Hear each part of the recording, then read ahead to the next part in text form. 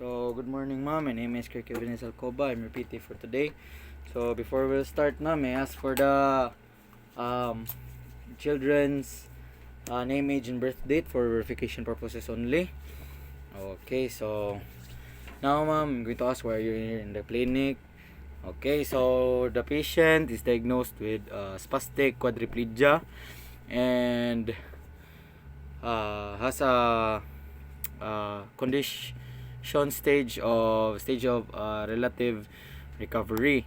So the problem list of the patient is that the patient has stiff legs, that scissors, unable to control his head, and has not yet developed the ability to crawl.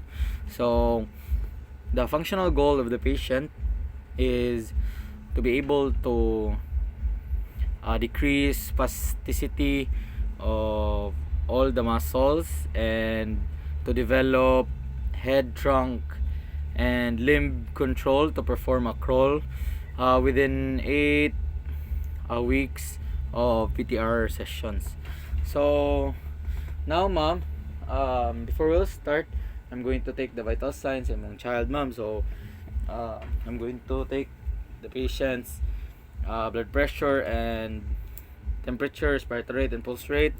So I'm going to use the sphygmomanometer and stethoscope to take the patient's blood pressure. So assuming that the vital signs have been taken and everything's within normal limits, so now we can now start.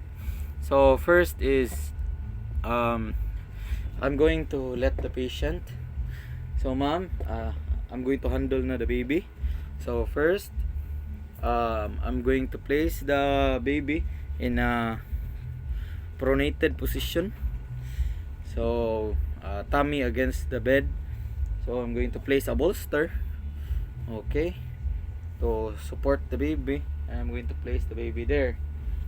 So what's going to happen is that the patient or the baby will try its best to extend his whole body, and also this will facilitate the control of the baby's head. So this is repeated for 3 to 5 times, and then this is to facilitate the development of the head control and the support of the arms and hand. So for the next activity is the facilitation of head control from sitting position. So this is done for 3 to 5 repetitions. This is to establish the head righting against gravity when the child is being moved. So what's going to happen is I'm going to move the patient in a sitting position. I'm going to support the patient from its buttocks, and then I'm going to support its hand. So in this way, the baby will try to lift its head and move according to against the motion that I'm going to create. So if I'm going to move right, the head will balance toward the left.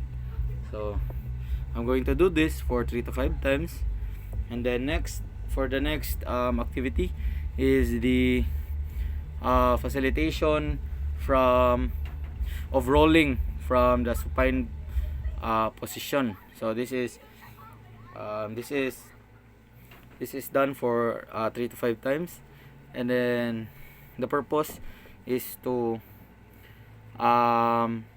prepare for the turning over from supine to prone lying. Okay, so first I'm going to place the patient on the bed, and then I'm going to place a blanket on the bed. Okay, now that I have placed a blanket on the bed, first I'm going to lift the blanket on the left and let the patient try to roll to a prone position from supine. So I'm going to lift up the patient and then halfway there I'm going to stop, and I'm going to let the baby roll on its own. Okay, so now it's done. So now I'm going to place the baby again in a supine position, and I'm going to do it on the other side. So same instructions. I'm going to lift it halfway and let the baby independently roll on its own from supine to prone. Okay, so for the next activity, so this is done 3 to 5 times.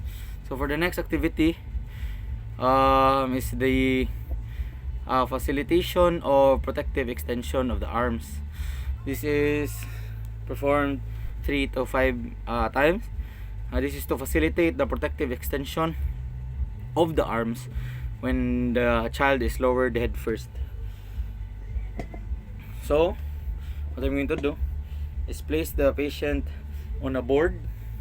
So assuming there is a board here, and then place the patient, incline the patient about 90 degrees. So like this. So the patient's reaction should be the protective extension of the arms. So because this will elicit the protective extension of the arm. So this is done 3 to 5 times, and then so now that we're done, ma'am. So now that we're done, I'm going to take the vital signs once again sa patient. Blood pressure, temperature, respiratory rate, pulse rate. So assuming that the vital signs have been taken and everything is within normal limits. So now I'm going to proceed to aftercare.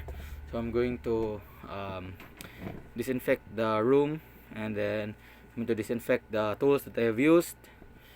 And then thank you for your cooperation, ma'am, and then see you on our next session. So that's all.